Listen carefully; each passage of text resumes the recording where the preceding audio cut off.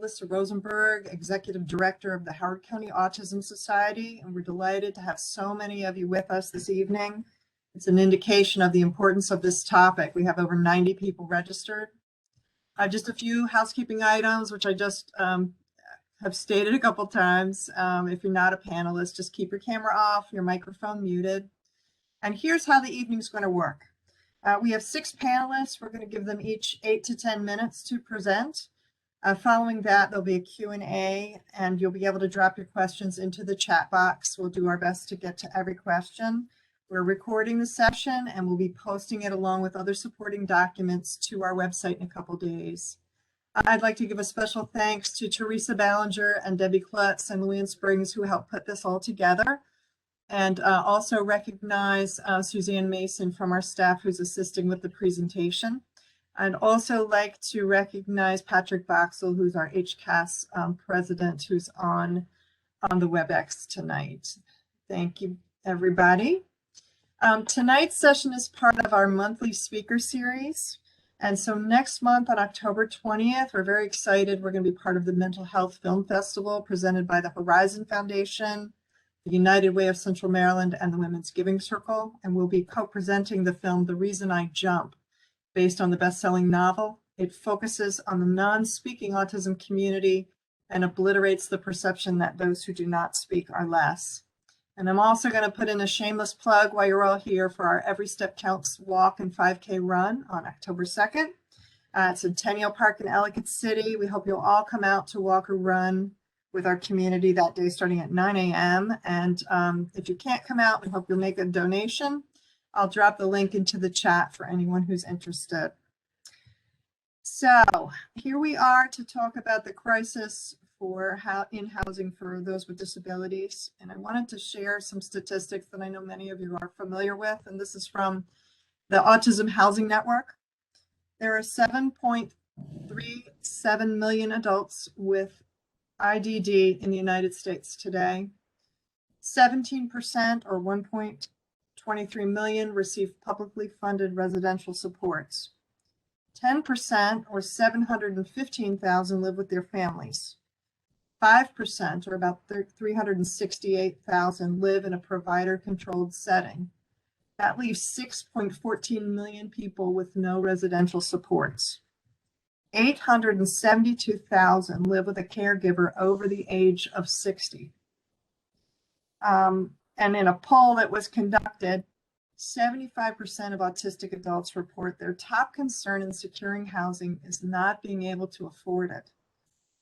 87% of autistic adults live with their parents, but only 20% want to live there. So it kind of sets the stage for this evening's discussion.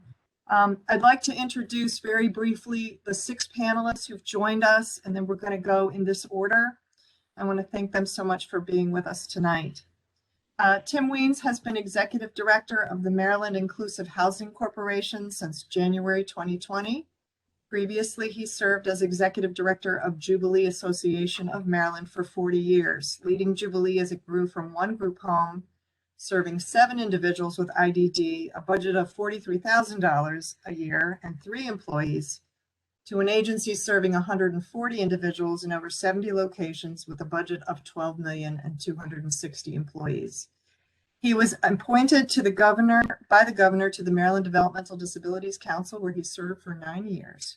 Tim received the MACS, the Maryland State Providers Association Recognition for Lifetime Achievement Award, in June 2019. And I'd like to welcome Tim to the panel today. Thank you, Tim. Good evening. It's good to be here. I'm honored to be part of this panel.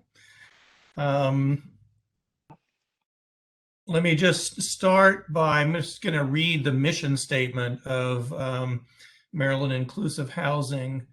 Our mission is to help people with intellectual and other developmental disabilities successfully access and maintain inclusive, affordable, and accessible housing of their choice by creating opportunities, identifying resources, connecting people, and providing services.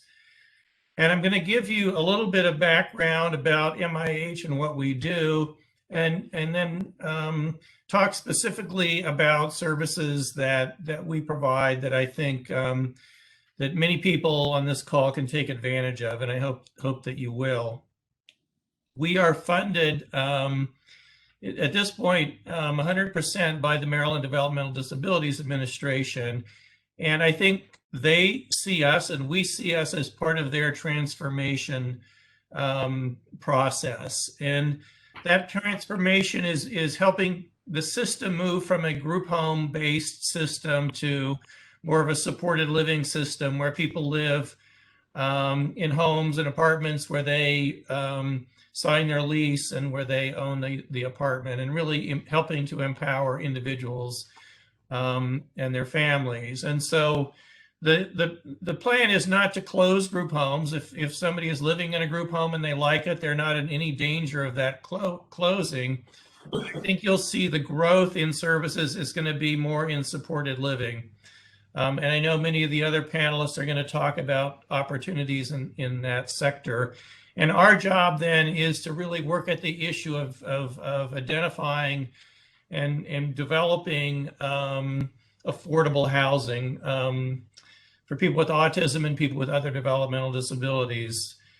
We do not own any housing, we don't manage any housing, and we don't plan to do that.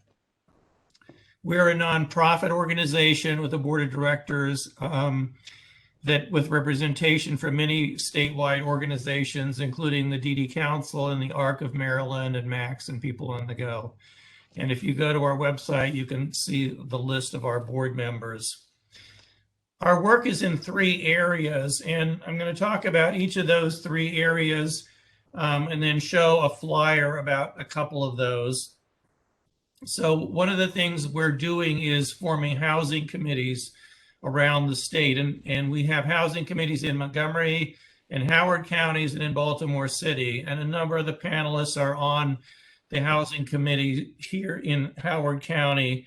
And it's really an attempt to collaborate with people that are already doing this and try to create more connections between developers, between housing authorities, between departments of housing to really promote at a macro level, additional affordable housing. The second area, and you can share this, the Information Clearinghouse flyer now if you're able to. The second area is work with creating an information clearinghouse. And this is on our website at mih-inc.org. It has over 65 pages of information about how to find affordable housing and how to access it, how to navigate it, how it relates to Medicaid and to other benefits. And this was developed by Diane Dressler, and then we put it into the website. And this is available for free 24/7, and we hope to keep it up to date. So the Information Clearinghouse, I hope you'll bookmark that in your web browser and that you'll use that. One of the buttons in the Information Clearinghouse invites you to join our community. And the idea behind that is that that way we know who you are and it can be interactive. And so that if there's something happening in Howard County, we can get information out there to you about what's happening in Howard County. The other service, so you can switch flyers now to the Housing Support Services. You see it on your screen now. This is a new service that's funded. It's part of the Medicaid waiver. MIH is approved to provide these services. Lauren Silverstone is our staff person. We call her title is Community Living Coordinator, and she's there really to help people navigate affordable housing as a housing case manager. And because it can be very confusing, both how do you apply and what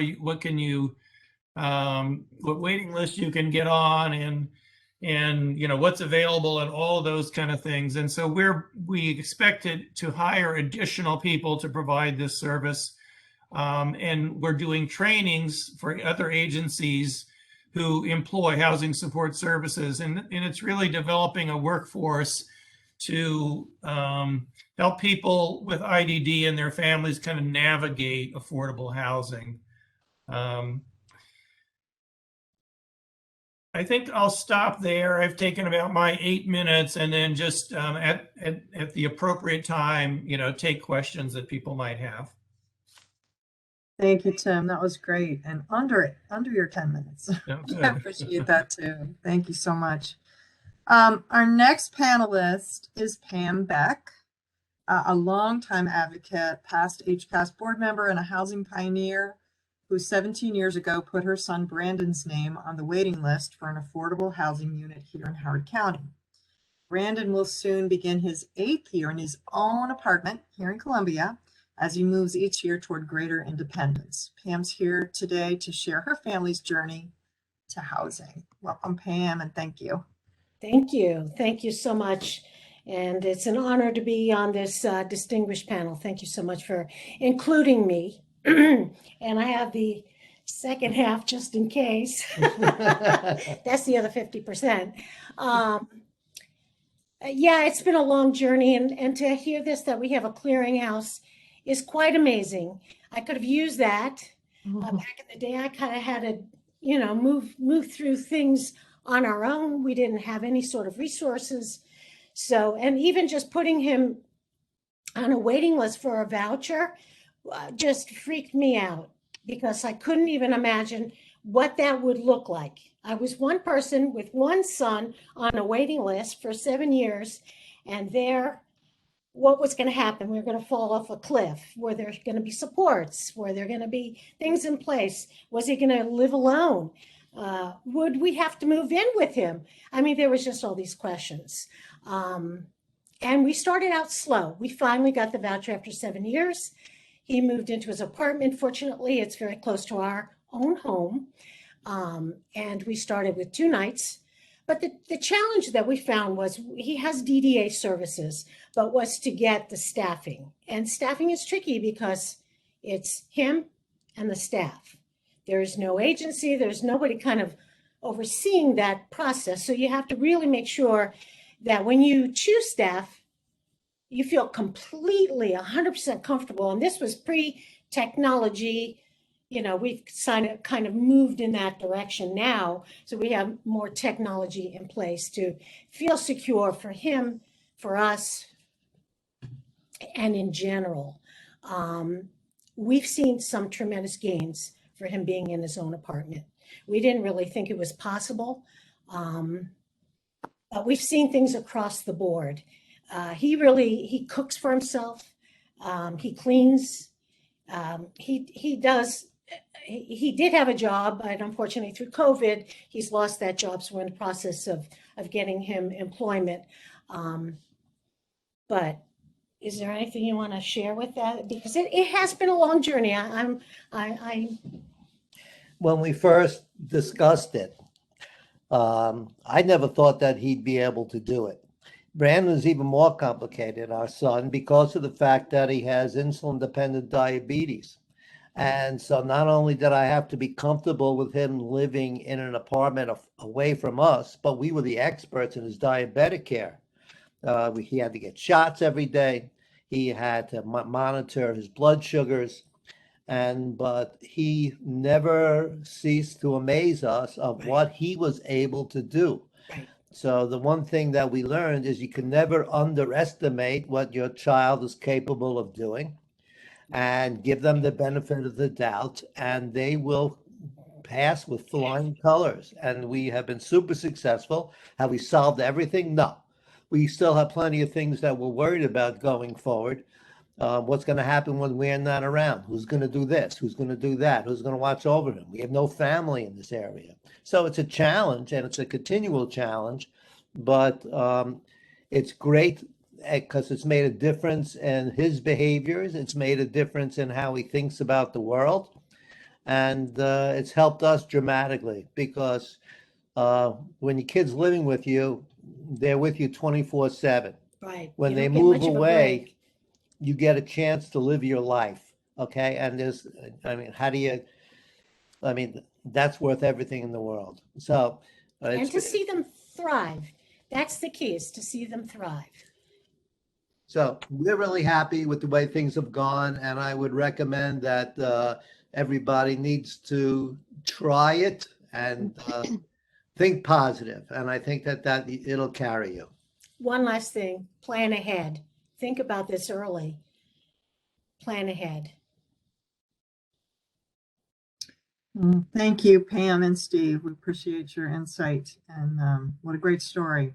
And I have had the pleasure of visiting Brandon in his apartment. And it's really quite nice. So Thank you. kudos to you all. Thank you. Our next speaker is Richard Dean. Richard and his wife have 2 daughters with disabilities, ages 42 and 38, who have received services through the ARC of Howard County, one since 1999. Says Richard, it's critical to get involved early on and learn how to access services because too many people wait too long to find out how it all works, or doesn't work in some cases. He's a member of the HCAS, our housing task force, and a past president of the ARC of Howard County. So welcome to you, Richard. Thank you. Yeah, there you are. Okay. So yeah, it's funny to listen to Pam's story because ours, in a lot of ways, sounds so similar. Mhm. I joined the ARC of Montgomery County when Amanda was 2 years old. That was 42 years ago, and so I got involved very early on. And through the years, I think I've held every committee position and board position in the ARC of Howard. I've also been on the board of the ARC of Maryland, treasurer, president for 3 years. And, in some ways, sometimes I feel like I put all my eggs in one basket. And so far, the basket has served us well. Yes. Fortunately, both my daughters are fully funded, but because of COVID, they are no longer fully served. Things have really, what's going on now is what every parent who gets into this needs to be ready for, is that, what works today may not be working a year from now. And you just have to be flexible, and getting involved in an organization like the ARC of Howard or the Autism Society or Humanum or whoever your service provider may be. It's a wise investment of your time to figure out how to access services. I meet so many people who ask me, why is it working so well for you? Well, you have to get involved and be aware of what's going on. Accessing services in Maryland, we're probably better off than a lot of states, but there are still some obstacles, hurdles that we all face in every aspect of our children's lives. COVID has thrown a real loop. Not to get personal, but just we have been pretty successful. We are fortunate enough to own housing for, my older daughter, Amanda, lives in the townhouse that we purchased 20 some years ago for our daughters to live in. And when we found out that they could not coexist in this townhouse, we bought a second townhouse. And just a little over a year ago, we downsized Jill from her townhouse into an apartment. And 2 weeks after we moved her into her new condo, COVID hit. And she has been living with us ever since because it couldn't be staffed. Funded, but not staffed. Those are two very different things. Yeah. So fortunately, we have a wonderful real estate agent who gives us a lot of flexibility and finding opportunities for places to live. And you know, that's our approach. We want to be able to control where they live, but it's quite difficult to guarantee ourselves the support services. Direct, you know, there's new programs coming about. I'm as involved as I am. I was completely unaware of Tim Wiens' Maryland Inclusive Housing, knew nothing about it. I will be learning more about it because, you know, things are changing all the time and parents have to be ready for that. So that's you know, where we're going. And, you know, it's my involvement on the task force. It's a wonderful project that the Autism Society has taken on, and I'm pleased to be part of it because it helps me learn more about how to access services. So that's would be my message to all the other people on this call, is to get involved. And you know, the Autism Society providing venues like this to learn more about it is such a tremendous service to the community. I applaud them for it. Thank you. Thank you, Richard. We really appreciate that insight and for your sharing your story. Our next panelist, Stephanie Maric, is a team leader and realtor for the legal team of Long & Foster, where she's worked for the past 17 years. Stephanie is originally from Ohio and moved to Howard County in 2002. She's also an attorney, and her prior work experience included being director of legal affairs for the ARC in Ohio. Stephanie has a son on the autism spectrum and served 7 years on the board for Howard County Autism Society, including serving as our president. So welcome, Stephanie. Hello. It's a pleasure to be here. And as I was thinking about my different roles, I feel like I'm mom first, and because aren't we all? And so that's really why we moved to Howard County. We had a son who at the time was 3 and now he's 22. And we kept hearing about the services in Howard County and how they were ahead for children on the spectrum. And so that became my focus, was how to get to Howard County. So that's what we did. And then before I was even a mom, I worked at the ARC, as Melissa mentioned. And so this whole mission and this broader issue has been in my heart before it was even a personal matter to me as a parent. And so my first job, I worked at an ARC in Ohio, and my job was to coordinate legislative advocacy. And so whenever I see Melissa down there on the Hill and advocating, that was what I used to do. And I actually dug out my old, this is like a little pin we used to wear. This is like 25 years old, but this shows you how this issue never goes away. This was like a consistent, one of our key issues always was advocating for housing and unlocking the waiting list for people with disabilities. So anyway, but I work as a realtor, as Melissa mentioned. I've been doing that 17 years. I oversee a team of 5 agents at Long & Foster. We help buyers and sellers at all different price levels. I see many names of clients and friends, and both on the screen today, which is really nice to see. Our website, if anybody wants to contact me directly, is legalhomes.com, legal homes plural. And even though I am an attorney, the name actually came from Jean Legal, who started the team. And that's a name some people might recognize. So Jean used to be is still involved with the ARC. She has an adult son with disabilities, and he lives in a group home here in Howard County as well. And I'll throw out another old name. Ben and Katrina were the ones who I was first connected with when we moved here, and they connected me with Jean, and Jean became my realtor.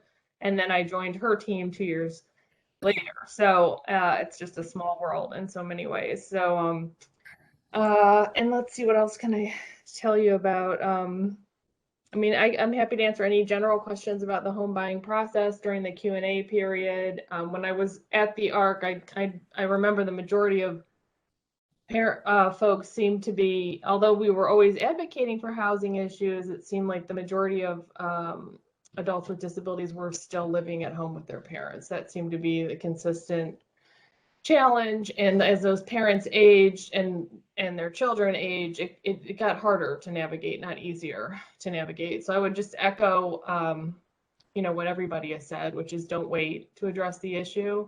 The sooner you get on it, the better. And nothing happens quickly, it seems like. So that's a whole nother reason to never to delay. So anyway, very happy to be here, and thank you for hosting this. It's great.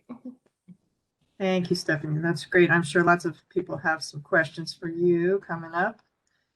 Our next panelist. After her daughter was diagnosed with autism, Amy Taubenfeld found herself searching for programs offering adequate support for autistic individuals and their families. As the search wore on, Amy took matters into her own hands, launching Itinerus, a well-respected agency in Baltimore, Maryland. I'm sure many of you have heard of it. That would give her daughter and others the help they needed.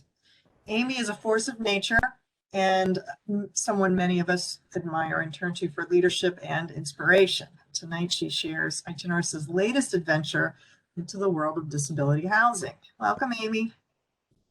Thank you so much. And I feel like a little bit like a fish out of water being in Baltimore City versus Howard County. I have never served on the board of HCAS or any such thing, but I have been in very close contact with Melissa over the years and have had many opportunities to collaborate on a variety of topics and subjects and sharing of information. It is an honor to be here with all of you and to listen to everyone's stories. I think there's a thread of consistency, and that is parents having to take care of their kids and what we do to make that happen. My daughter was diagnosed late. She was 5. At the time, they were not giving girls very much of a diagnosis of autism. And that's how Itinerus actually became an organization. If we could go to the next slide, please, it'll be helpful. Thanks. So I was asked to sit on a Baltimore Chesapeake chapter of the Autism Society, and a small group of us were asked to put together best practices for the state of Maryland for autistic adults, like what agencies, what housing, all of that. And we literally visited every single agency in the state that said they supported adults with autism. We also went to 5 other states. And unfortunately, what we found was that it was inadequate, and that is the nicest word I can think of. Most of the agencies at the time were very institutional in nature. They've been doing the same thing for 30 years. When you ask specifically about autism, they did not have the training to work with the full spectrum, especially clients who were not independent and highly social. Clients that had, more maladaptive behaviors or significant travel challenges or other comorbid disorders were really the ones that were really having problems. And when we opened finally in 2010, we started with one client trying to figure out what we were doing. We had no idea what we were doing at the time. We have 107 clients today with a consistent waiting list of about 65 people. We did make our mission autism specific. We thought that there were enough agencies around the state of Maryland that could support a plethora of disabilities, but that autism seemed to be the one thing that every time we spoke to an agency, they said the same thing. When you open up your autism program, can I send you our autistic kids? And that seemed to be what most of the agencies were interested in doing, is moving their adults out of their program so that someone who had the autism experience could support them. Next slide, please.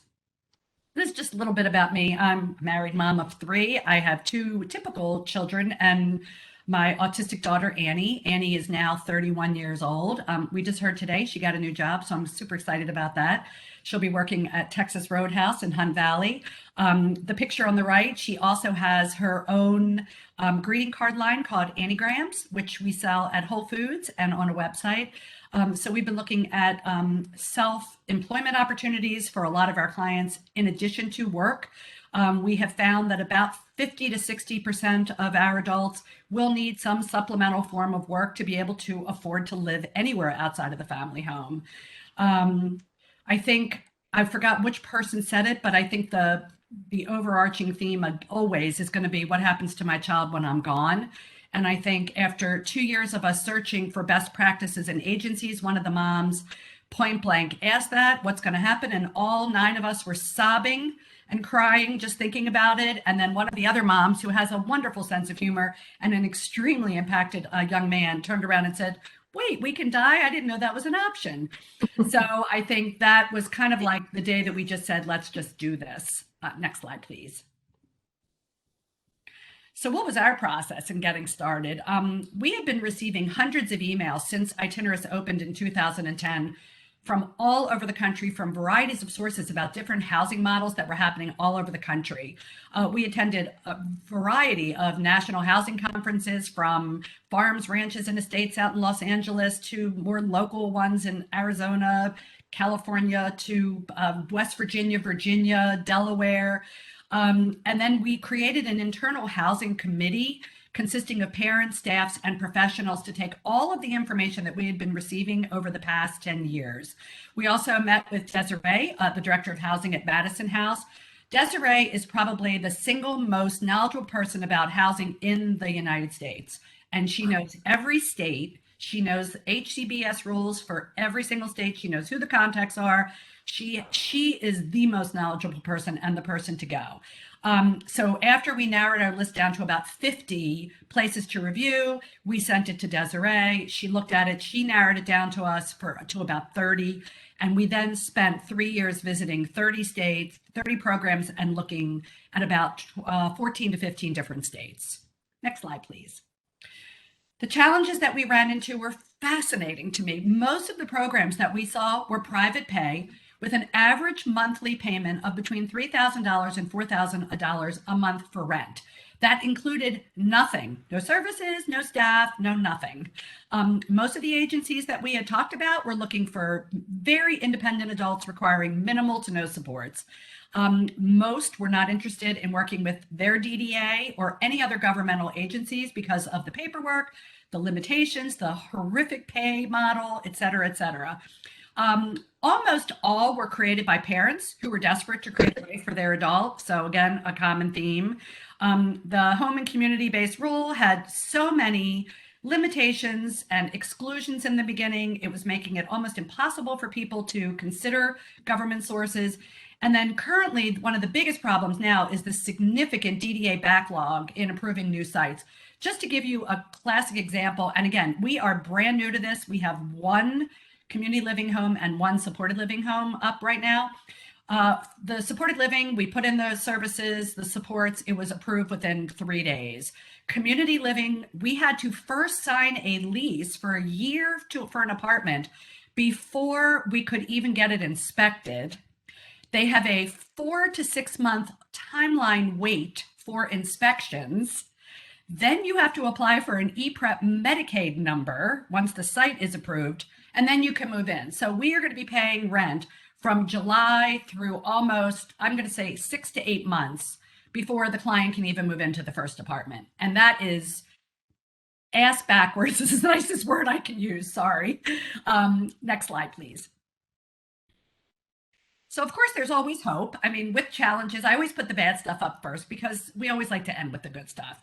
After some of our visits, we clearly had to reimagine how we could take some of the best practices we saw with the funding limitations that we were facing. And there were many best practices, like amazing things. These parents are super creative. They are super enthusiastic. They are super dedicated. And they are building some amazing housing models across the country. So we had to figure out like what was amazing and what could we take from that. We had to look at an individualized approach to make the community and supported living accessible for all. We have clients who have to live on their SSI, and we needed to make sure that we were not just creating one of the lifestyles of the rich and famous housing models that was not going to apply to all of our families. So as I said, our first supported living condo went up in April, and we have gotten client number 1 under our belt. Client number 2, we're waiting. As soon as we can get the EPREP number, they will be moving. And then we intend to open a combination of supported living and community living homes for between 8 to 10 additional groups each year. We are not going with a group home model. It's all individual choice. They can pick apartments, they can pick condos, wherever they want to live and whatever neighborhood they want to live. Next slide, please. So just for education's sake, community living versus supported living, because right now, the group home model has been around for God knows how long. Tim, you probably could tell us if you were in the Jubilee for 40 years. I would say group homes have probably been around for 50 years. The group home, the big significant difference is that the provider has to have an organizational structure that ensures that there's a 24/7, 7-day a week, including backup staff, and the group home supports mean that the agency is paying for the cost of the room and the board. So that is on the agency is providing, it's a provider controlled property. And that, if anyone's interested, these are the links to policy stat in the DDA that goes through all the details of the definitions between community living and supported living. Next slide, please. Supported living are where the client is the director of where they live. They are responsible for signing their own lease. And then you are providing the staff in that environment. And again, the policy stat information is on there. So one is a consumer controlled, the other is a provider controlled. It has become quite apparent on 1,000 levels that supported living is the direction that DDA is going into going forward. I think, Tim, you had also kind of talked through that process. It's finding housing. If you can think about the fact that the average person with a disability is still earning about $795 a month on SSI. I don't personally know of anyone who has found apartments yet at $375 because that is really all they can spend on their living. That's their contribution to care. So there aren't a lot of apartments signing leases right now, even for 2 people for $750 in a development or a neighborhood that you would want to live in. So therefore you would not want your child to live in. Next slide, please. So considerations for the future, and I think I echo what everyone else has already said. Plan ahead, research. Make sure you are very aware of what your options are, what the policies are. If your adult is a DDA client, if your adult does not have DDA funding, what are your options? And make sure you understand all of your options. Talk to Tim, talk to Legal Homes, talk to other parents, but really determine what is best for your adult. Every adult's going to have different requirements. Some are going to need 24/7 support. Some might only need 6 hours of support. Some may need weekends only. So depending upon what your financial situation is and what your child's needs are. And then I always say, talk to your own community, peer networks, and experts. Get involved in advocacy. I think it was Richard who said he has been super involved and heads of varieties of boards. This is how you're in the know and you know what the latest rules are. The DDA, I am not kidding you, the information changes daily from the DDA, daily. Thank God for the MAX organization because Laura is on top of everything and knows that information. So I always say home is where the heart is, and for your loved ones, it certainly is. And then one more page, please, and that'll just be our contact if anyone has any further questions about Itinerus. Thanks for having me. Oh, wow, that's awesome. Thank you so much, Amy. Great. We've got one more panelist to go through here. Mark Dunham is principal with Kindred Strategies, and he has served as a consultant on the HCAS Patuxent Commons housing project for over 6 years. He's helped adapt this philosophy known as intentional neighboring to a range of innovative projects, including the award-winning Bastion in New Orleans, where wounded warrior veterans live alongside civilian and former military neighbors in a community of reciprocal social support, and now Patuxent Commons, an inclusive, mostly affordable community for people of different abilities, scheduled to begin construction in Columbia, Maryland next year. Well respected for his knowledge of specialty housing projects that blend age, disability, background, and income, Mark joins us tonight to share information about some very unique housing projects across the nation, some closer to home, and then an update on Patuxent Commons. Welcome, Mark.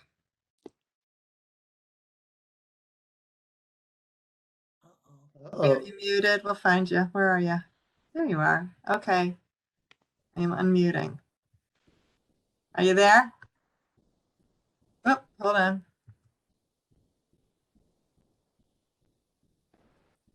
There you go. Can you hear me? Yes, my bad. Sorry, guys. That's right. Mark said I was supposed to introduce him as that housing guy that you all know by now, but Yes, most of you do. But thanks for that really generous introduction, Melissa. And great to hear the previous panelists. Amy, it's so exciting to hear what Itinerus's years of efforts and study and research have generated. I think I speak for everybody involved with the HCAS effort to say we, from the beginning, have viewed this as a learning endeavor, and we are learning every day. And so I want to share with all of you tonight just a couple of brief introductions to a few projects that are also happening around the country. I'll say a word about Patuxent Commons and where things stand with that effort. But I think it is very accurate to say we are at the forefront, all of us in this field, really of a very, very dynamic and exciting time for disability inclusive housing. And we're fortunate enough to, with Patuxent Commons, to finally have initiatives to help launch and get going. But there is so much around the country that we all should be paying attention to and learning from, because it will impact, I think, a lot of what we will also be doing at Patuxent Commons moving forward. So with that, next slide. Great. And sorry, these are, feel free to just knock, there you go. I'm not controlling, so just get the information out there. Very quickly, Main Street. Most folks on this call are familiar with Main Street. It's been open now just over a year in Rockville. A very similar breakdown in terms of populations to what Patuxent Commons will have. 25% affordable, 75% affordable, 25% market. And this project, capacity right out the gate, we are really excited to learn from them in early November when they released their first year of data and outcomes. They've been working from the get-go on looking at well-being for residents living in this community, and it will be terrific to see how their particular model has generated benefits both for the people with disabilities, people without disabilities, and the families of the residents with disabilities as well. Next slide. Another project, two projects actually, that we are really keeping our eye on are on the West Coast. One will begin construction later this year. The next will begin next year. Both are called the Kelsey. One's in San Jose, one's in San Francisco, California. Similar approach to Main Street and some similarities with what Patuxent Commons will do as well. This one is a little larger, but it is really at the forefront of a larger disability inclusive housing strategy that the Kelsey is helping launch throughout the state and with policymakers. And they're just a really interesting and innovative bunch of folks that we're paying a lot of attention to as well. Next up. This is a project I think you guys may have heard of, Patuxent Commons. Really, HCAS is responsible for this. It began with a couple of the folks you've heard from tonight and others on the call who've been working for over a decade to identify housing solutions for their children going into adulthood with autism. This will be a 76-unit mixed income development, mostly affordable, but it will have deep affordability for our people with disabilities. 25% of the units in the development will be set aside for them, and those units will be at 13% AMI. So hopefully we will be able to achieve that genuine affordability for SSI-dependent adults. That is a result of some terrific patchworking of resources, a HUD Section 811 capital advance grant, some funding from the Maryland Department of Health, their capital grant. I think we have Delegate Jessica Feldbark on the call with us tonight, and a big thank you to Jess for her leadership in securing a $500,000 legislative bond initiative for this project in the last General Assembly. The county has also been, from the get-go, very supportive of this effort. They are putting in significant resources to help bring this project to closing. So we are excited about that. We still have some financing gaps to fill, but we're on excellent track. And also want to mention the Weinberg Foundation, which has invited us to request support from them. So we're confident that they will be also a philanthropic supporter of this project, which is quite exciting. It is as I said, mostly affordable. The Hickory Ridge location, which is where it will be, is a terrific site. Right there, you got a bus stop. Can't beat that. Next bullet there. We will not have, this is a housing opportunity. It is not a provider or service controlled opportunity. If you need services, you will need to bring them with you and identify and have your choice of those providers. That is a big assumption to make. So make no mistake that we also are really interested in figuring out better ways that our residents with disabilities programmatically can be supported in this environment. The intentional neighboring model that we've discussed, we've used elsewhere on some of the projects that Melissa mentioned. That's going to be our neighbor-to-neighbor social capital, and that will be a big piece of the equation here. We think it will help reduce social isolation and really build relationships amongst our folks with disabilities and residents who are older, and families as well seeking affordable housing.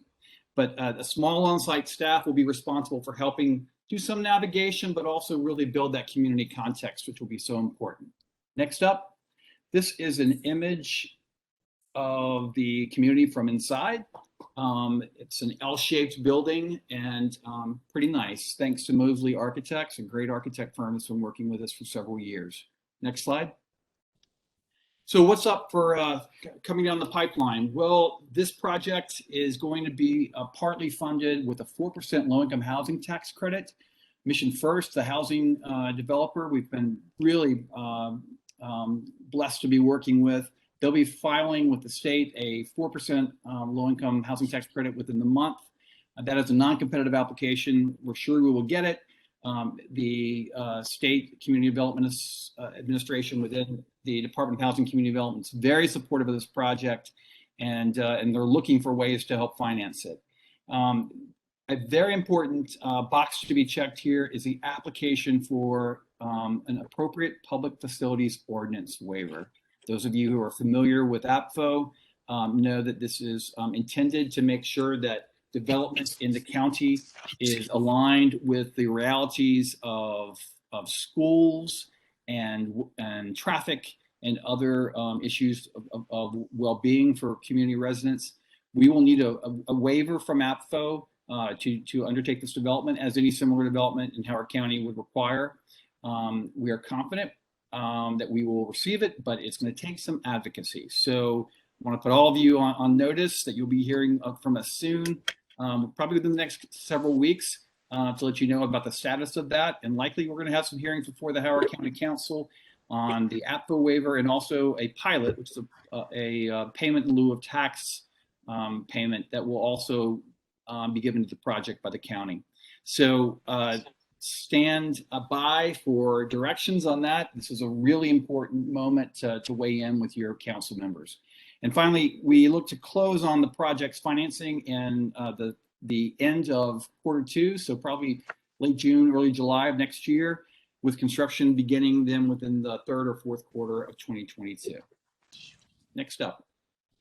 I'm happy to answer other questions about Patuxent Commons. We do not have waiting list yet, so no information to share with you on that. I fully understand the interest, and we're getting a lot of interested people, understandably. So certainly feel free to ask any questions you might like. I want to mention two programs very briefly that are of interest to me, and I think we should all be taking a look at. As the Patuxent Commons program is going to be refined before it is implemented. Best Buddies, great organization that some of you may be aware of, has launched I think one of their very first efforts to actually do a living or residential program.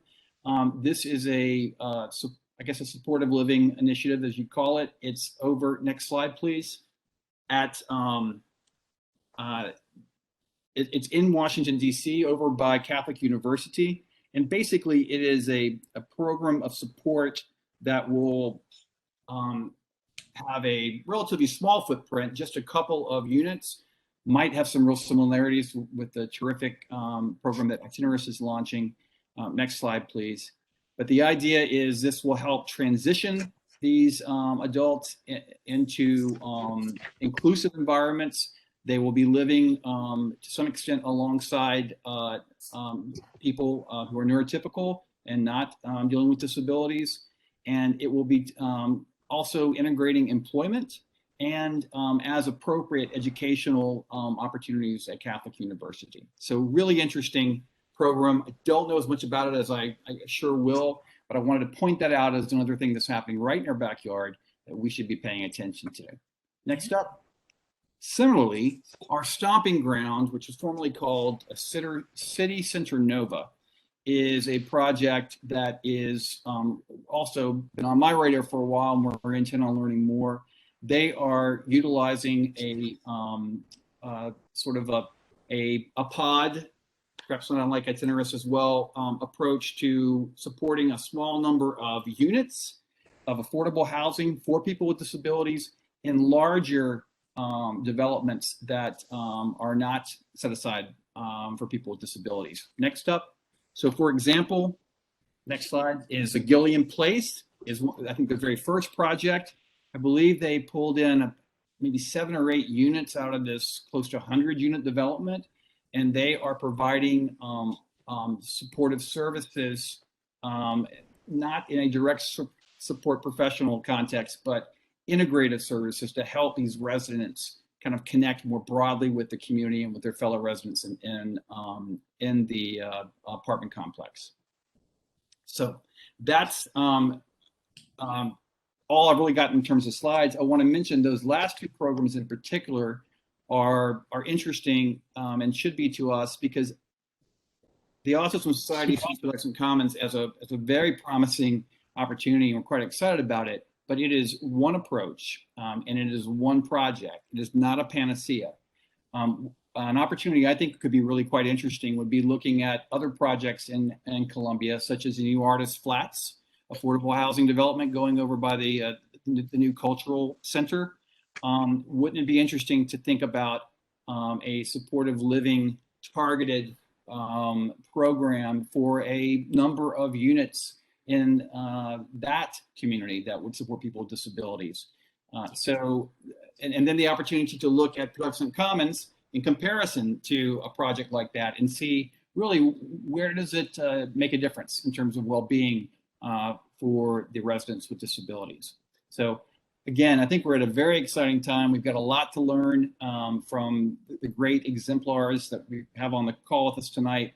And I'm frankly thrilled about what lies ahead and the chance to work with all of you to build our awareness and do more great things. So thanks. Thank you so much, Mark. And as many of you know, these things don't happen overnight. I believe it's been 10 years, I think, this project in the making, certainly 8. And, you know, grassroots, parents, involving community members, and all to come to just to this point, and still more to go. But that's the kind of effort that's involved. So before we open it up to general questions, and I know there are a couple in the chat, and please feel free to go ahead and add a couple questions. I just wanted to check with Patrick, Debbie, or Teresa. Debbie Klutz and Teresa Ballinger are on the task force, and Patrick, our board president, if they had anything they wanted to add before we just open it up to regular questions. You guys have anything? Okay, and I don't know if you're muted or just let me know. Just put a little message in there. Debbie?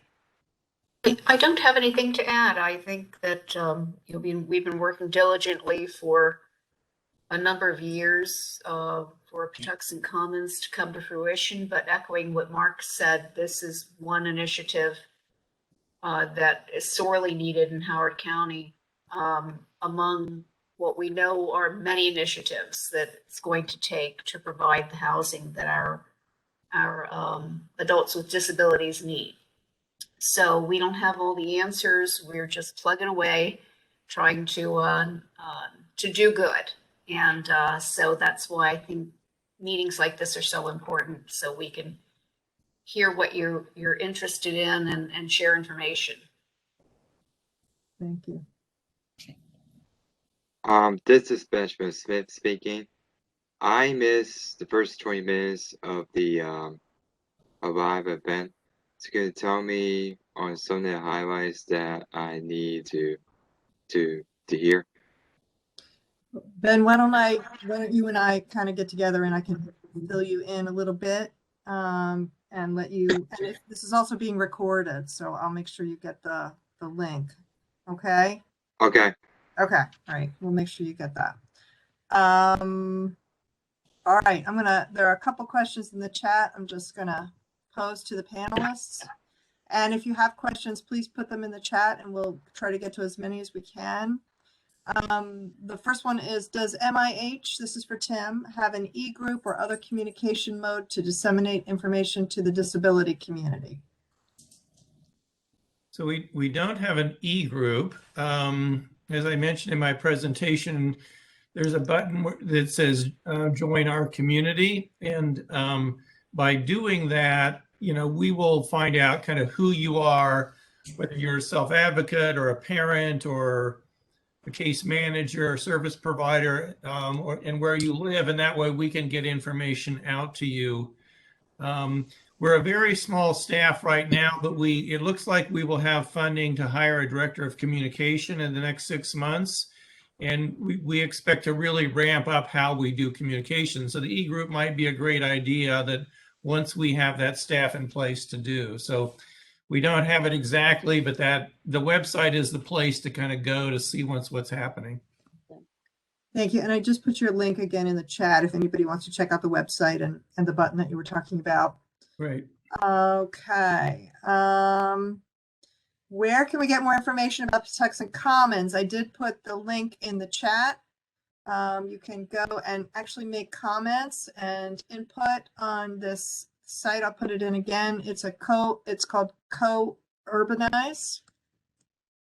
Am I doing the right one, Mark? Is that the one you want everybody to have?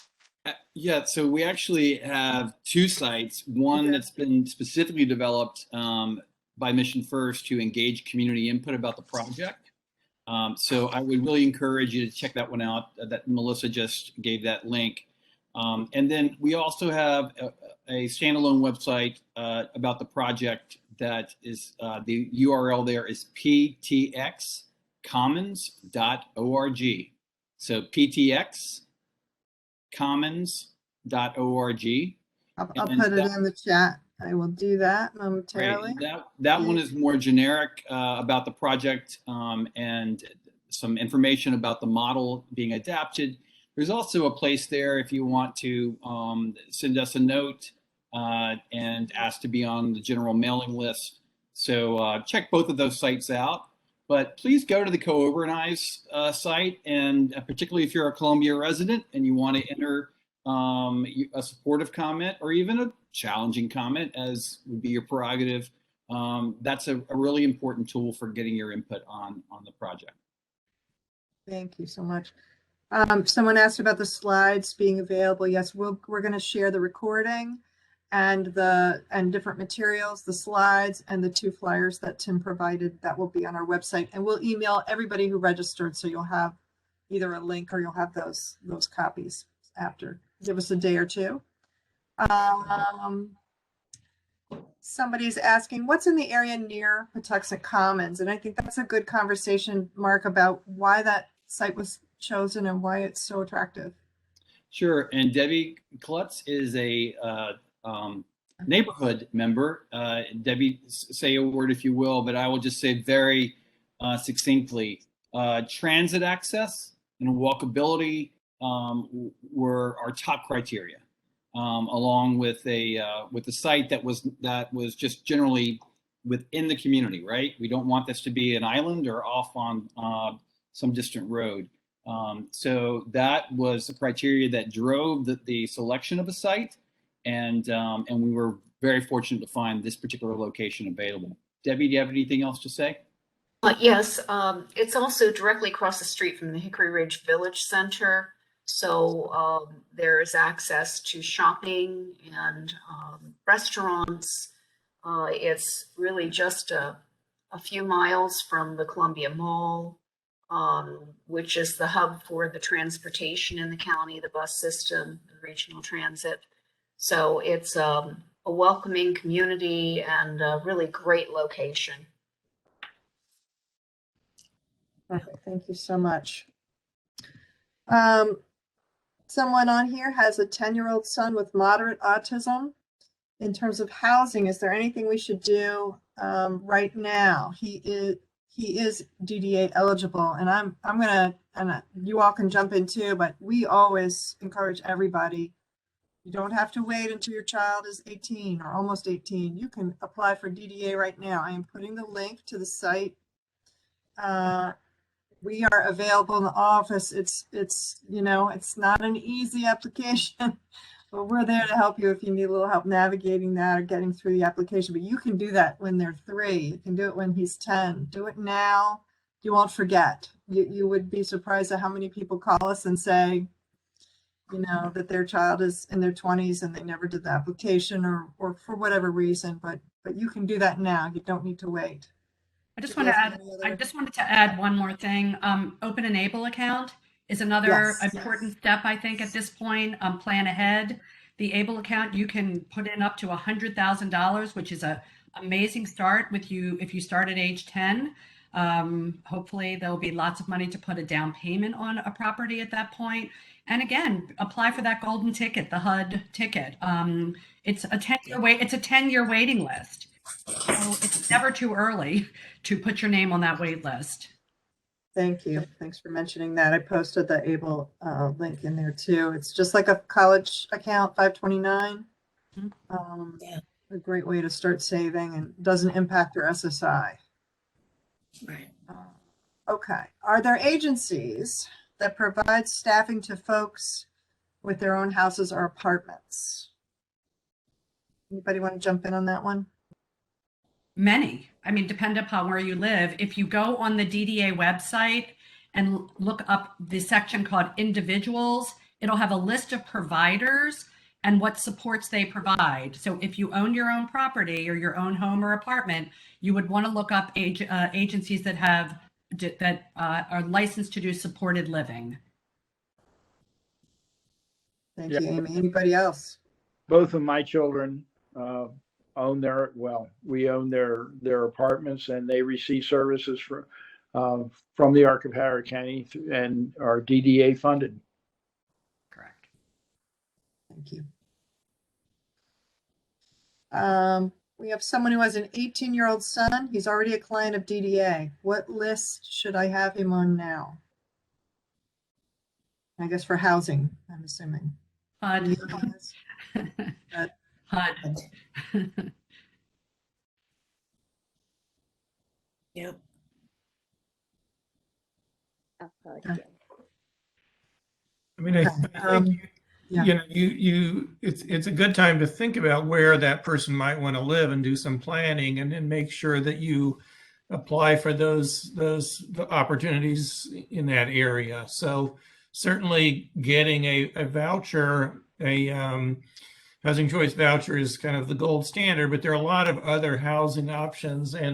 But start by thinking about, you know, where they want to live and then kind of build from there. Thanks, Tim. Okay. Wendy's asking, does DDA pay directly for housing? So No. let me take that one because it's a complicated answer. Medicaid does not. I mean, that's the crux of the issue, and most DDA services are under the Medicaid waiver. So in a group home, people pay a fee from their SSI usually, and that's supposed to go towards housing. And so the fee is usually less than $300, and obviously it doesn't go far enough. In supported living, then you don't pay a fee, but you pay for your own housing. But again, can you afford it?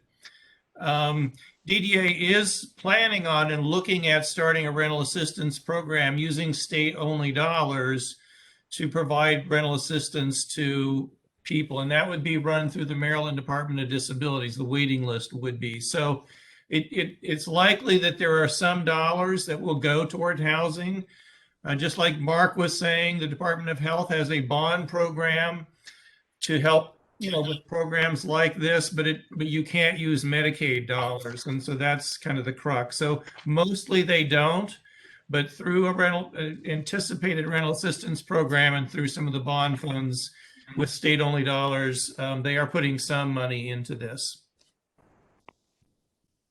Thank you. Anybody else want to chime in from the panel? Somebody's asking for Mark, how will Patuxent Commons select its residents?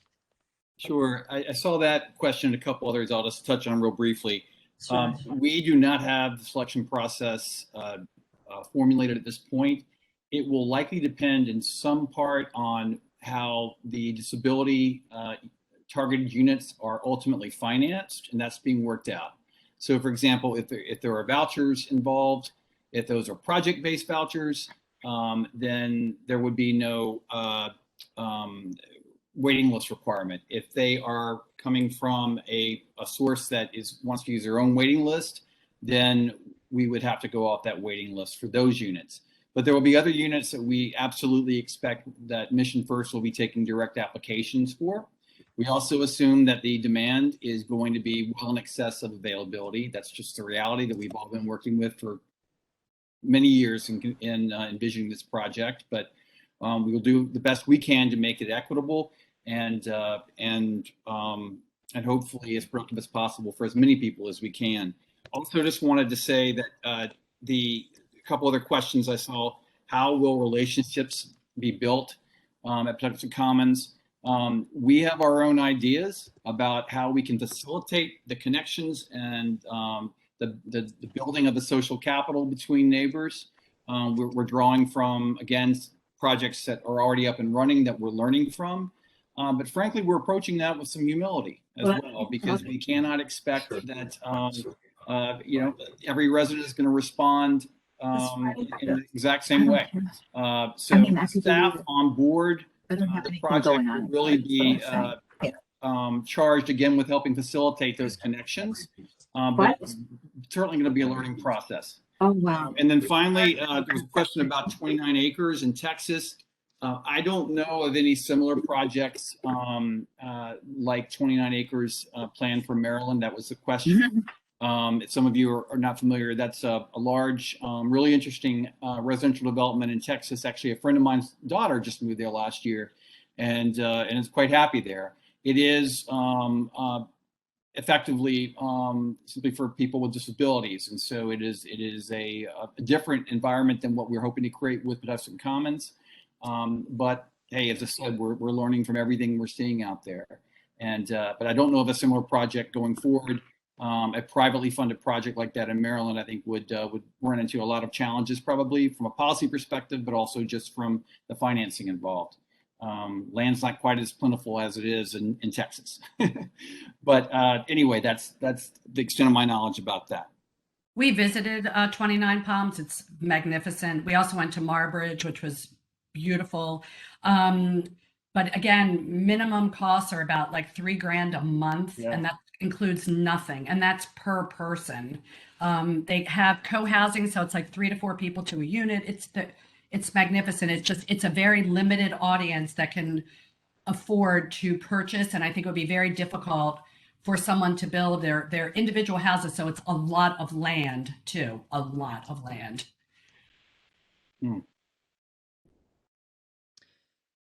Okay, we have a question from one of our self-advocates. What are my chances of finding housing roughly a year from now?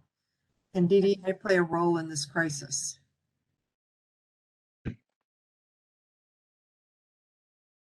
Tim? Maybe? I was afraid you were going to ask me that. Come on, Tim. Probably not too good. Tim wins the prize. Yeah, I think it is important to start planning, in advance, and to get on waiting lists for, availability of affordable housing. I think, as people have said, if all you have is SSI, that's really limited in terms of what you can afford. And And I think all of us are working to make sure that affordable housing is available for everybody. But there are people with disabilities that do have jobs and do have incomes, and they can afford sort of moderate priced housing, you know, with tax credits and stuff like that. And there are families that can help, you know, their son or daughter. So there are strategies that can help. And so it depends on your circumstance. So I think, but it's certainly worth working on that. And you know, MIH is certainly happy to talk with you about what you want and what you know might be available. And I'm going to pick you back another question kind of related to that. If you don't qualify for DDA, kind of limits, there are more limits on your options. Anybody want to talk about that? What do you do? It's a challenge, I know, for employment. It's a challenge for a lot of things. Okay. Yes, it Yeah. is. And I It's will a say one thing that, and they're not with us tonight. There's a wonderful group called Accessible Resources for Independence. It's our local Centers for Independence, had created a database. I don't know where it all is, which would be sort of like if you're looking for a college roommate, where people who had spaces to rent an apartment or sublease part of your house or something could connect with people who were looking for housing who had disabilities as just another creative option. So there are a lot of ideas kind of swirling out there, but it is tougher to get the funding or the support if you're not getting the DDA. The housing is not tied to DDA services. So, you know, and that's one of the principles of that the DDA has and MIH has, is that you should have housing should be independent from services. And so you may need services and maybe you can't live there without them, but it doesn't, all of these places that provide housing, you could, if you have the supports you need to live there, and maybe it's through your family or some other way, the housing, though, is not tied to getting DDA services. So you can access affordable housing. You know, places like Patuxent Commons and Main Street have what I call amenities, right? If you move into a luxury condo, you get amenities. You know, you get dry cleaning and you get a coffee shop and you get security, right? And that costs a lot of money. Patuxent Commons and Main Street have different types of amenities, which make it easier to live independently. So it's not that it's impossible. You don't have to have DDA services to live there, but you need, you know, what are the supports you need? And sometimes those supports can come from other places. And I will say our working premise, which remains to be tested, is that for that donut or wedge population of folks dealing with some level of disability who do not qualify because they are lower need, you know, our premise has been this could be a really good community for them to live in. Yes. Maybe there'll be some innovative ways for whatever their service needs might be outside of a DDA funded you know, cohort of services to have those services met. And also the social capital of the neighbors, how can that be leveraged in a way that's realistic and not naive, but to make this kind of community a more ideal place for those folks not receiving DDA services to function and to feel confident about you know, living independently. So we've had that's a really tough and challenging wedge population there, and we'd love to see a place like this be a particularly welcoming spot to provide them with some informal supports. Yeah. Thank you. We have several questions in here about what is the HUD ticket, what is the HUD wait list, HUD waiting list being closed, what agency would you get in touch with to get on the housing voucher list? Somebody want to tackle that one? I know that they open up periodically. Occasionally there are vouchers that are released. Thought there were some last year, but it might have been the year before. But the Howard County Housing Commission is going to be a partner on Patuxent Commons. We're working out the specifics now. I should know, but I don't, the current status of their waiting list for the HUD mainstream vouchers, but I think it is a long list, a long waiting list, but assuming it is open, I would absolutely encourage everyone to get on it. And reaching out to the Howard County Housing Commission and their website, I'm sure there's information there that would facilitate you getting on that list, assuming it's open. Thank you. I just stuck a link. I think Thank you. there's reason to hope that with the various initiatives that are being talked about in Washington with infrastructure funding, that there may, in coming years, be more money for affordable housing. And so getting on the list and knowing how to use that now so that when those resources become available, if they do, you're ready. So, chance favors a prepared mind. So, be ready, because those resources, when they come along, you want to be ready to act. Grace Morris, are you on here still? Yeah, she was. Yeah, there she is. She was. Grace is with Heritage Housing Partnership, which does housing for those seniors, affordable housing for seniors and those with disabilities. I will also put that in the chat. Just another thing to have on your radar. Those college kids. Melissa, you have the Yeah. website? Do you want me to put it in? Oh, yeah. Thank you. I'm looking. Can you tell me? Yeah, no problem. I can put it in there. Thank you, Grace. Grace has been a wonderful partner. She's down the hallway from us in the nonprofit center. So they have a lot of great projects. Do you want to mention anything, Grace, while you're on here? And also you're very active in the affordable housing community. So Yes, thank you. I actually serve on MIH committee in Howard County as well. So, and this is Melissa and I's second Zoom together today. So yeah, thank you for the opportunity. And hi, Stephanie, good to see you. And everybody else, Mark and Pam and Richard. So thanks, Melissa. Yeah, so Heritage Housing has been around for over 50 years. And we do provide group home properties in partnership with the ARC, Adaptive Living, and Humanum. We have 21 properties.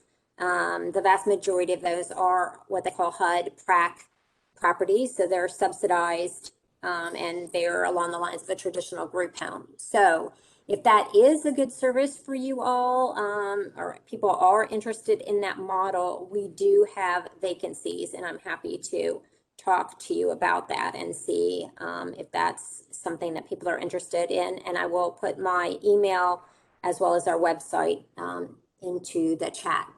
So thank you all. It's been very interesting evening, and I appreciate being asked to participate.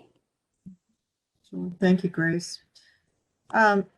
Let's see a couple comments, and I know I've heard this many times. What about parents coming together to buy an apartment building or an apartment or house for their adult children to share? This is something that's going on. People are getting creative, and how does that work? And any comments from the panelists on that kind of a arrangement? I think it's really important that parents work with kind of people like Mark and myself and Amy and Melissa when you're doing this, so that you kind of understand the politics of what's happening. A 29-acre facility in Maryland would be a disaster, I can just tell you. Maybe it works in Texas, but it wouldn't work here. So you really have to understand the different rules, because especially if people are getting Medicaid dollars, certain things aren't going to be allowed. And so I think parents in supported living, where people get to choose where they work, as families, you have a lot more opportunity to help facilitate, just like Richard has done, where your kids live. And when I was at Jubilee, I would tell families, leave your house to your son or daughter when you die, and not, your son or daughter can keep living there, and you can have an agency help manage it and put it in a trust or whatever. So because the real estate doesn't lose its value, so you're not really taking a huge risk. You're not giving it to an agency. You're putting it in a trust or you're managing it. So I think families can be very active and find ways to do this, but it's really important to work with people in the field to kind of navigate that landscape so that you don't get yourself in trouble. Because I've seen so many families, especially well-to-do families, that want to do something that, in a couple of years down the road, they're in big trouble. Thank you. Anybody else? I'd say I fully understand the impulse. Gosh, I do. My work with HCAS has sensitized me to just a desperate search for solutions, and we absolutely need to think in innovative ways. But I'd certainly endorse what Tim said. It's not only just running afoul of public policy; it's thinking about the sustainability of projects in the long term, and it's a really complicated set of factors. So that's why wherever possible, learn from people. Like Amy's visited, my gosh, like every doggone state in the union to look at programs, and they've done deep assessment of what works, what doesn't. So just learn from the folks who've really been spending the time and the effort and the serious research to look for new approaches that are sustainable and viable in the near and long term. I would just add a quick ditto to that. I think Tim and Mark both make excellent points. The DDA and the home and community-based rule, you cannot even put more than 25% of people with disabilities in an apartment building. And the thing to think about is a lot of these developers like Main Street, that was a $30 million project for 17 units for people with disabilities. So you have to think about what that means. They're very, very savvy, experienced developers who knew how to raise over 15 million of their project in just tax credits, because that's how they do it. And the 25% of the units that are at market rate will make up the difference on the other rates. So these are very, very savvy investors, savvy real estate people. It sounds great, but you also have to understand the legal risks. And we have a group of parents who were talking about buying a small, it was one portion of a building that was going out. And before they ever got to that last place, the three of them weren't talking. Everybody is now legally responsible. There's loans to take out. It's an extremely complicated process. So I think it's just something to be really cautious about, and not that two parents shouldn't think about putting two people together, or four people shouldn't think about putting four people together, but think about how that works and really look at what all the components mean and what's really, really involved in that. Thanks, Amy. And follow-up question for you, Amy. Debbie wanted to know what does the pod concept do to provide a sense of community and mutual support for residents?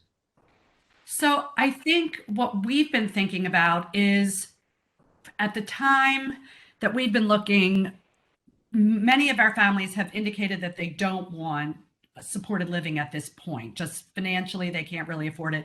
So we've been looking at a variety of apartments and creating a pod community. So right now we have 3 or 4 different, quote, pod communities set up, where we have a relationship with several apartment complexes where the clients will live close to each other, but not on top of each other. So one group might be living in 1801, one's living in 1804, one's going to live in 1808. So they're close enough that they could all get together as a group. They could have dinner together, and it's groups that want to be close together. So we are giving them the choices of Pikesville, Owings Mills, Mount Washington, looking at a variety of neighborhoods in the Baltimore area and determining between the clients and their families, what groups want to live together, and helping them to create a natural environment where they can do activities together, where they could walk to each other's apartments, where they could go swimming as a group, where they could all go out to dinner. And we're looking at different groups that are in community areas. So They're within a 2-minute drive of a Trader Joe's. They're right around the street from Whole Foods. They're close to the quarry. So a variety of places where they can walk and they can exercise and where they can go get a coffee. They can go food shopping. There's a CVS and a Walgreens. So we're trying to look at community neighborhoods that are easy, but we're grouping clients together in pods. So that's kind of how we're looking at it. Thanks, Amy. That's great. Made too much, but for right now. Dorothy Plants, I skipped over this, I apologize. Many of our individuals lost jobs because of the pandemic and are now just getting back into the job market. Is there any CARES Act funding or other funding to support people through these kinds of crises? So there is funding out there for all the agencies, but believe it or not, it has been, you have choices that you can apply for these funds for. There's been a lot of nonprofit relief funds out there, which Itinerants applied for 2 nonprofit reliefs for operational support, which was basically to like maintain staff, making sure that our staffing was up to snuff. All agencies right now are down between 30 and 50% right now of staff because they had to furlough their staff. So a lot of the funding goes back into making sure that you have the proper staff to support, as opposed to money going to the client.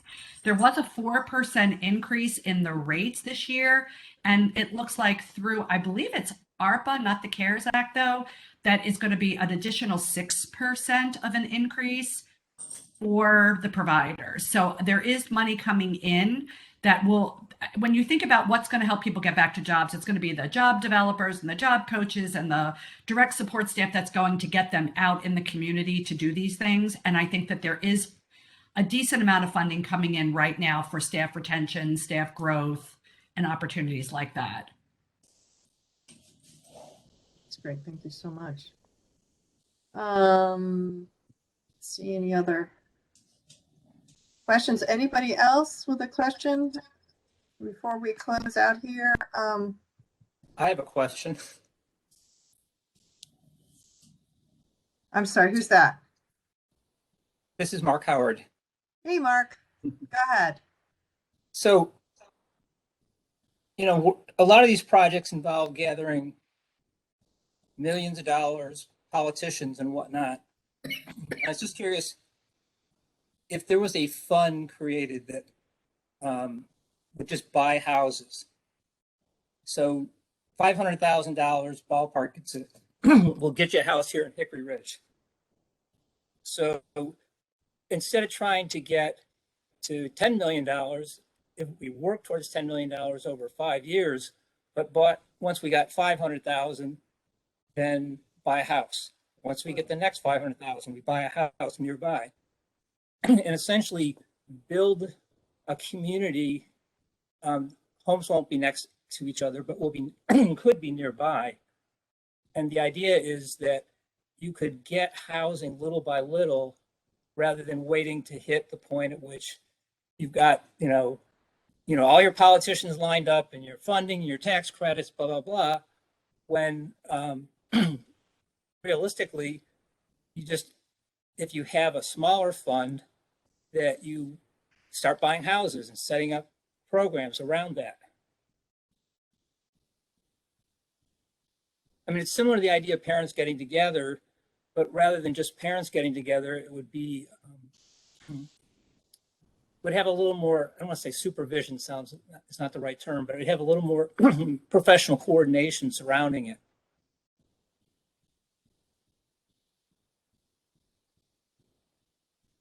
So one of the things that we've been pushing at MIH is, you're right, Main Street and Patuxent, these are huge projects that take a decade to do. And how do you get to scalability with that? I mean, how many of those can you do? And so, you know, I think every development that's going up that has some affordable housing in it, you know, we should make sure that people with autism and people with IDD are part of that. And so you don't have to wait to build the project yourself. You can be part of existing structures and make sure you build in affordability into existing structures. So it's not quite what you were saying, but it's you know, I think more affordability, more affordable housing is in apartments, but you could do that to some degree with houses as well. Any affordable housing project, we should all be at the table and saying, how do people with IDD, how do people with autism fit into that?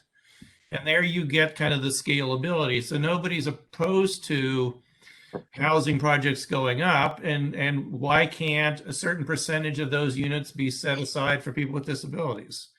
And I think that's where you get to scale, and that's where you don't have to wait to raise $20 million and take 10 years to do it. I mean, Howard County has a bad track record as far as projects that were supposed to set aside so many units as affordable, and then when the project is done, for some reason or other, there aren't nearly as many as proposed. So my concern is that a lot of developers have sort of skirted the rules on that, and therefore it's good, but it just sort of feels like that's a bit ephemeral, and that it's not always there the way it ought to be. It's challenging. Tim, I certainly would concur. We got to think about ways to get at this challenge with different approaches. And so I'm really intrigued by, first off, the work that MIH is doing, I think is terrific and super exciting. I was a parent, I would be saying, gosh, I wish you'd been around 10 years ago. But projects like that I mentioned, the Artist Flats project in Columbia, we absolutely should be thinking about, all right, how do you get not only disability set aside units, because those will be there. I'm quite sure that there will be some units set aside for people with disabilities in those communities. But it's not just having a bed in a community, even a nice location like that project will have. What about the integrative supports and some of the things that Amy and her folks are getting at with the pod program that will really make living in a community like that a much, give people with disabilities a much better chance to flourish in a community like that. Those kind of opportunities, I think, is what we want to think about hand in hand with going after ways to insinuate these units into projects that are moving forward. But yeah, there's no reason why it should take this long. And so I think we have a great opportunity to think differently about how to get more of these done faster. Thank you. Dorothy is asking, she says, there's a staff crisis, yet affordability of housing is a concern. The concern with affordable housing is location, since it may not be included in the initial project. There needs to be a way to include the housing in the initial development plans and not moved into other areas.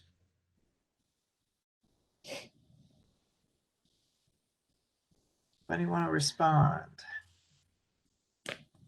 There is I guess the staffing crisis you're talking about is staffing that's brought into existing housing, I'm assuming.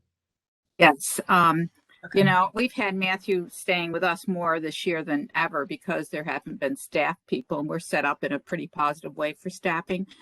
But there's also, we've talked earlier, cost of housing. We're trying to make it affordable. But if our individuals aren't working because of this crisis and future crisis, and they lose that income, what happens to them in the housing? And that's what I meant about care. I know the CARES Act for the agencies and the direct support personnel, but I'm really concerned about for our individuals because maybe they can't afford that rent anymore because they've lost that income and they only have the 600, their Social Security or something. And those that don't get any DDA services might be in a more difficult position. And we know this crisis hit our individuals harder than, across the board, the numbers, the data speaks to that. So I was kind of thinking more that way than the direct support. But also, in Howard County, there's been a lot of negotiation with developers. And so they have a development and they're going to have so much affordable housing, but then they really are able to negotiate themselves out of that and place that affordable housing in a different location, which isn't always the best location, in terms of accessibility to public transportation and all the things we've been talking to this evening. So I'm just kind of thinking through what this means and the impact of those two issues in terms of helping people continue to stay in their housing and making sure we do advocate for housing that is not only affordable, but it's in a location which is accessible for the individuals to use, like we've been talking about. Thank you. Yeah. Thanks, Dorothy. So one of the opportunities I think that we have at this point in history is historically people lived in group homes, right? And so parents didn't worry about housing and affordable housing and all that because agencies took care of that. And as we're pivoting toward a new model, I think we have the opportunity to mobilize constituencies like, parents of people with autism and parents of people with other intellectual disabilities have been very good at. And so to begin to mobilize this parent-based constituency to advocate for the things that you want for your kids. I mean, because we haven't really done that. And I think that there's a very small number of people that oppose people with disabilities being integrated. I think the attitudes are more, people that are simply poor or, have other issues are kind of more objectionable to communities than people with disabilities. And so there is an opportunity to really advocate with public officials to make sure this happens in ways that we're thinking about it. And that's new because in the past, parents haven't worried about that because people lived in group homes.